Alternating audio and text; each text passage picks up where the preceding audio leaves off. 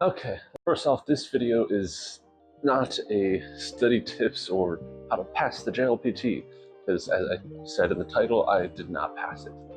So this video is an explanation of my journey through just language learning in general and how I'm at the current spot I'm in. Basically just giving a bunch of context for what hopefully is a bunch of videos in the future. Okay, that being said, my language journey starts out in high school with German.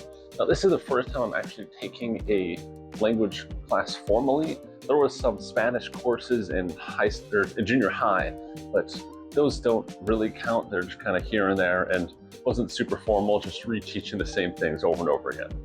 So in high school, this is my first time actually spending a full year learning a different language.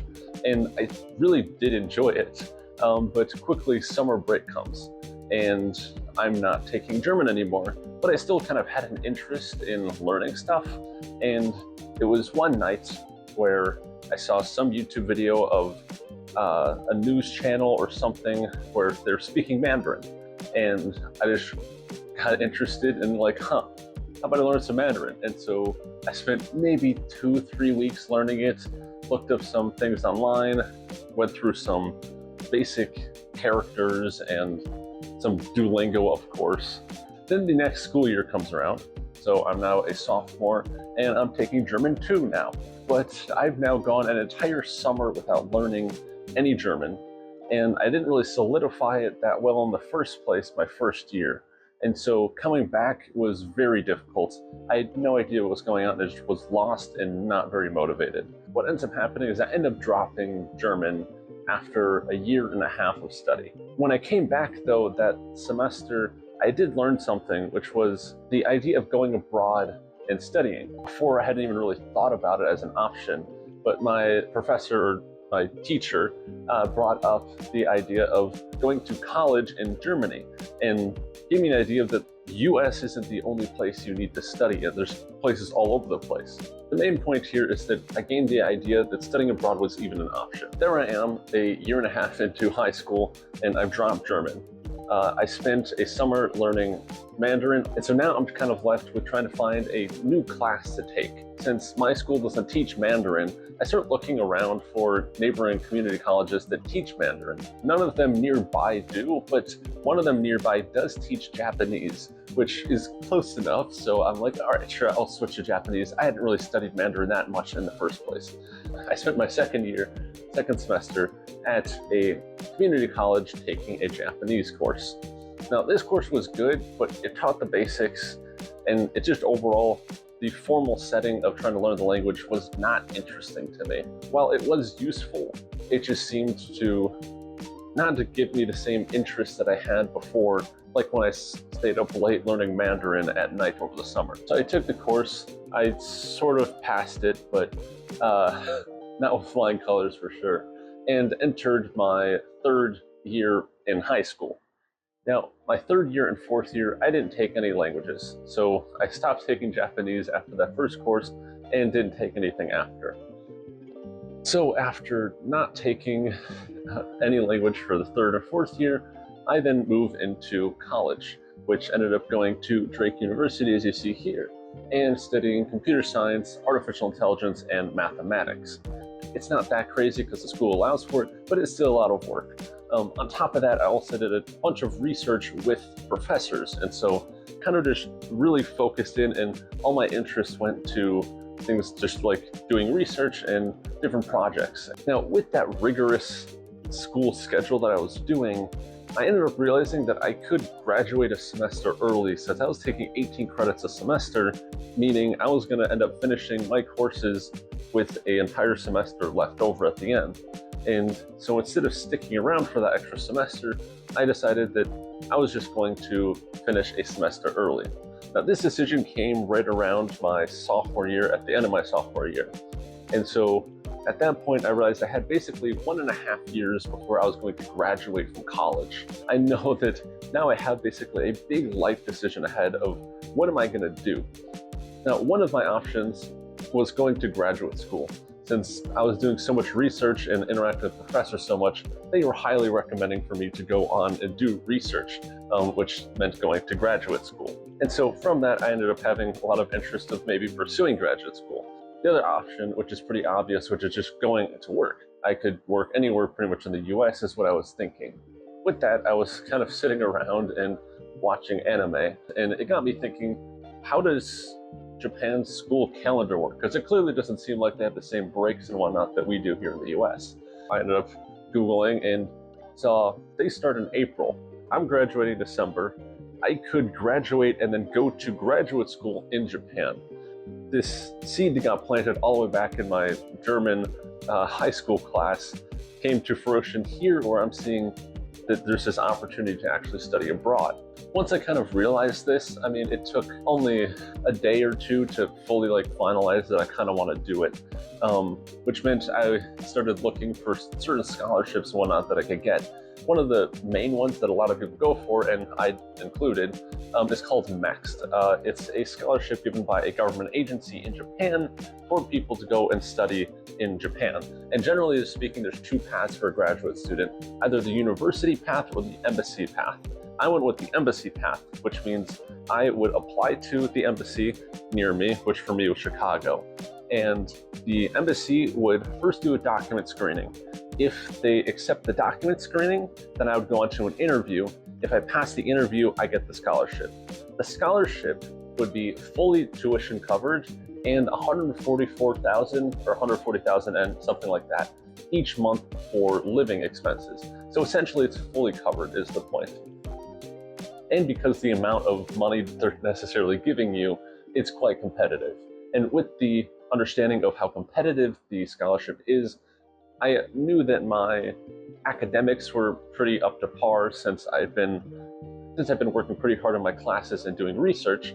I had a good enough resume built up in that sense, but my Japanese language skills were non-existent, at least on paper.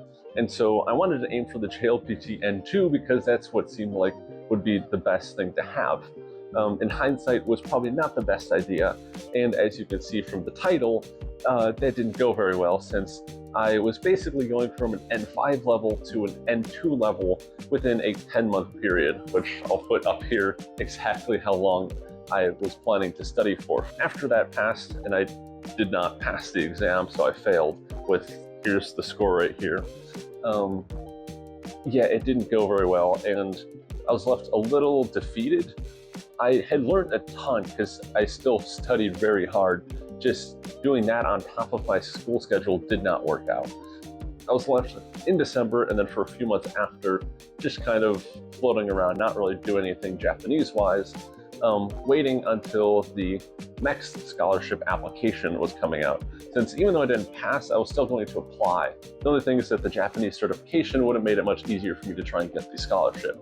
So right around when the application period was coming around, I also wanted to start reaching out to professors for doing grad school in Japan. The way that graduate school works, at least for somebody who needs to do like a thesis, is you generally have an advisor that you work under. And that advisor generally needs to be somebody who knows what your field is specifically. Finding those is very key to kind of getting your application accepted, especially in Japan. I started looking around and started to try and find out who I wanted to reach out to. Right as the MEX application was coming up, I was also wanting to email these professors. Generally, both of these are going to need a research plan. So it's just a plan that you write up. It's not super strict, but it's a way of showing that this is what I want to work on. And it also shows that you're capable of writing something of that caliber. I began working on this. Comes around, I submit my application, and I sent my first email out to see if they'll be willing to be my advisor. And so now we're sitting up the summer between my third and fourth year of college, and I am in St. Louis doing a research internship at WashU. Basically just waiting for two responses, one from MEXT and one from the professor. I end up getting a response from the professor first, which he ends up saying that their lab is full, and so essentially a way of saying, I can't accept you, which sucks, but I'm still just sitting around waiting for the next thing, and there's plenty of other professors, so I'm not too beat up at this point. About a week later, I end up getting an email from MEX saying, congratulations, you passed the document screening. And so that means that I now have an interview coming up, and they give me an interview date, and so now I'm sitting around like, all right, cool, maybe I actually have a chance at this next thing. The interview comes around, I do it it went pretty well. I don't think anything bad necessarily happened. However, about a month or two later, I get the email of, you did not make it. Now I'm left near the end of summer with basically nothing in terms of substance for going to Japan. I've failed the JLPT. I did not get MEXed, and at least the first professor I reached out to rejected me in a sense. Feeling pretty dejected about going to Japan and doing this. It feels like everything I'm doing, it's just failure, failure, failure. It takes a few months of just kind of sitting around, just not really sure what I want to do anymore. It comes down to right around at the end of August where I send out a final email to a professor. So I sent out my second email, but it's also my final one, because if this doesn't land, I'm probably just done, because I can't keep taking the rejections, and I need some sort of solid idea of what's going to happen after I graduate. So I sent out the email, and so the first week of school rolls around, which is right at the end of August. I go to class. The second week of class, I actually got a really cool experience of going to France for a research paper I wrote with a professor. So it was very cool that I got to do that. While going, I had a great time, spent a week there, gave a talk, and then come back for the third week of classes. And now there's basically 4 weeks left until I need my application to be turned in to that school. And so I'm just kind of sitting around waiting for this professor to respond. So about a week goes by, I'm just going to classes. 2 weeks go by, I'm still going to classes. At this point, I decide I'm gonna send this guy a nudge, see if he'll respond or not. But this is basically my last stance. And so I send him the email. A week passed, and now there's basically like a week and 5 days or so until I need this application to be there. So really like 5 days left until I need to ship the thing out, because it's international shipping from the US. Sitting there like 5 days before I need to ship out this application, basically just deciding, okay, I'm not getting anything.